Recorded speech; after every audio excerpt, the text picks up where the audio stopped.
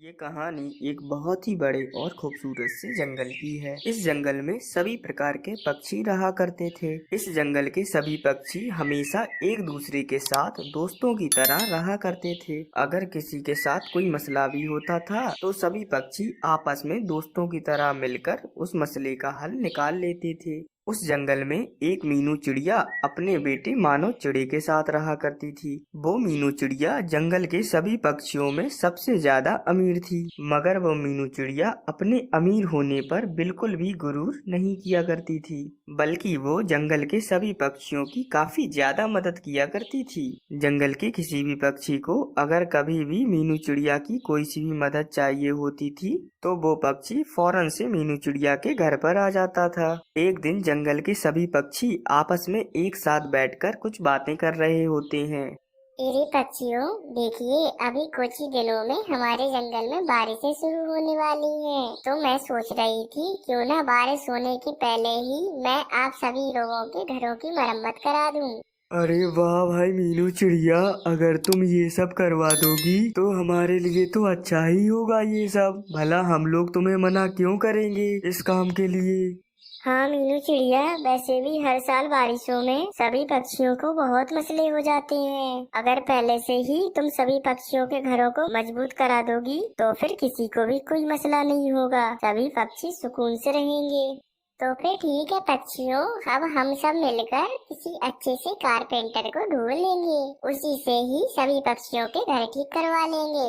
हाँ, और मीनू चिड़िया मेरे पास एक और उपाय है। इस साल हम लोग अनाज भी पहले से ही जमा करके अपने घरों में रख लेंगे।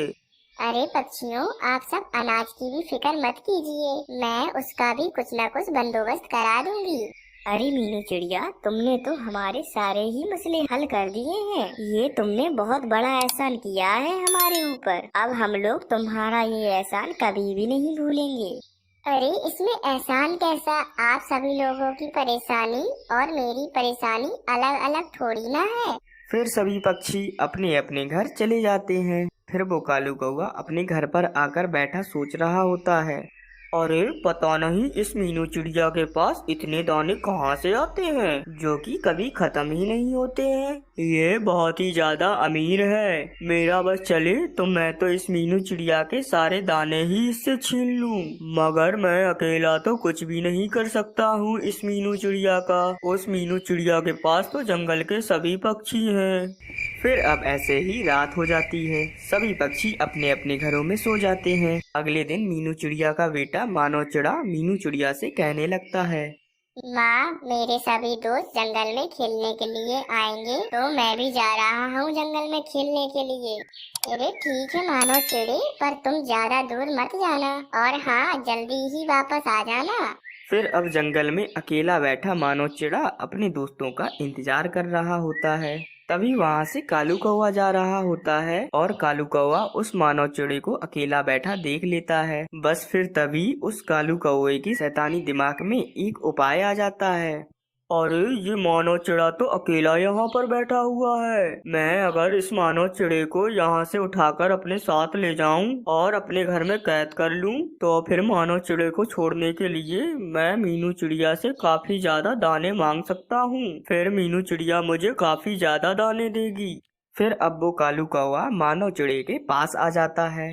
अरे मानो चिड़े, तुम मेरे साथ जल्दी चलो, तुम्हारी माँ मीनू चिड़िया को कोई उठाकर ले गया है जंगल की गुफा की तरफ। अच्छा तो फिर कालू कौवे अंकल, आप मुझे जल्दी से उस गुफा की ओर ले चलिए। फिर अब वो कालू कौवा मानो चिड़े को जंगल की एक काफी सुनसान सी जगह पर ले आता है। चलो मानो चिड़े, तुम अंदर जाकर देखो और मैं सभी पक्षियों को बताकर आता हूँ कि यहाँ पर क्या हुआ है। फिर जैसे ही वे मानो चिड़ा उस गुफा में जाता है, वो कालू कौवा पीछे से मानव चिड़ा को उस गुफा में बंद कर देता है और खुद गुफा के बाहर ही होता है।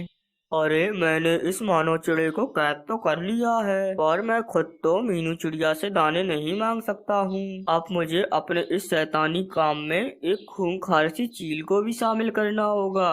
बस फिर यही सोचकर वो कालू कौवा एक चील के पास आ जाता है। अरे भाई चील, मुझे तुम्हारा साथ चाहिए। पहले तुम मेरी बात सुनो कि तुम्हें करना क्या है। बस फिर क्या था, वो कालू कौवा उस चील को सारी बात बता देता है। अरे पर उस मीनू चिड़िया को अगर पता चल गया तो वे तो हमें नहीं छोड़ेगी।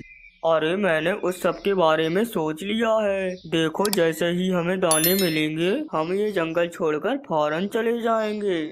चलो तो फिर ठीक है कालू कौवे, अब मैं गुफा में मानो चिड़े के पास जा रही हूँ और फिर थोड़ी ही देर में तुम मीनू चिड़िया को काफी सारे दाने लेकर वहाँ पर ले आना। फिर अब वो चील मानो चिड़े के पास आ जाती है और वो कालू कौवा मीनू चिड़िया के पास आ जाता है। अरे मीनू चिड़िया, मैंने अभी रास्ते में आते हुए ही देखा है, मानो चिड़े को एक चील लेकर चली गई है जंगल के पीछे जो सुनसान सी गुफा है वहाँ पर। तो कालू कौवे तुमने क्या उसका पीछा किया? अरे हाँ, मैं मानव चिड़े को बचाने उस चील के पीछे गया था, पर उस चील ने मुझे क्या कहा पता है तुम्हें? उस चील ने मुझसे कहा कि जाओ मीनू चिड़िया से कहो कि मीनू चिड़िया के पास जितने भी दाने हैं वो बिना होशियारी करे मेरे पास ले आए। और हाँ, उसने ये भी कहा था कि अगर तुमने कोई होशियारी करी तो वे मानव चिड़े का खून कर देगी। ठीक है कालू कौवे, मैं किसी को भी नहीं बताऊंगी। मैं अभी दाने लेकर आती हूँ, फिर हम साथ चलेंगे गुफा में। फिर अब थोड़े ही देर में कालू कौवा और मीनू चिड़िया उस गुफा में उस चील के पास आ जाते हैं। वहाँ पर उस चील ने मानव चिड़ी को एक पिंजड़े में कैद किया होता है। अच्छा हुआ चिड़िया जो तुमने कोई होशियारी नहीं की और अकेले ही यहाँ पर आ गई हो। लाओ अब दाने मेरे को दे दो और इस मानव चिड़े को अपने साथ ले जाओ।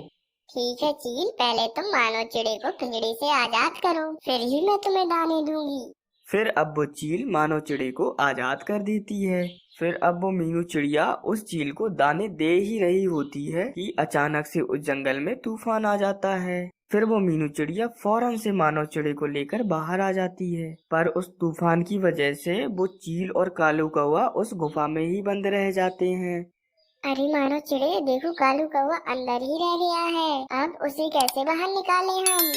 उसकी कोई जरूरत नहीं है माँ, कालू कौवे अंकल के साथ बिल्कुल अच्छा हुआ है। अरे क्या हुआ बेटा तुम्हें? तुम ऐसा क्यों बोल रहे हो? फिर अब मानव चिड़ा मीनू चिड़िया को कालू कौवे की चाल और चालाकियों के बारे में बता देता है। इसका मतलब वो कालू कौवा उस चील के साथ मिलकर मुझे धोखा दे रहा था। तो फिर तो अच्छा ही हुआ उस कालू कौवे के साथ उसको उसकी गलती की सजा मिली है। अब कुछ दिन उस गुफा में कैद रहने की वजह से उस चील को काफी ज्यादा भूख लग रही होती है, मगर कुछ खाने को नहीं होता उसके पास। फिर क्या था, वो चील उस कालू कौवे को ही खा जाता है।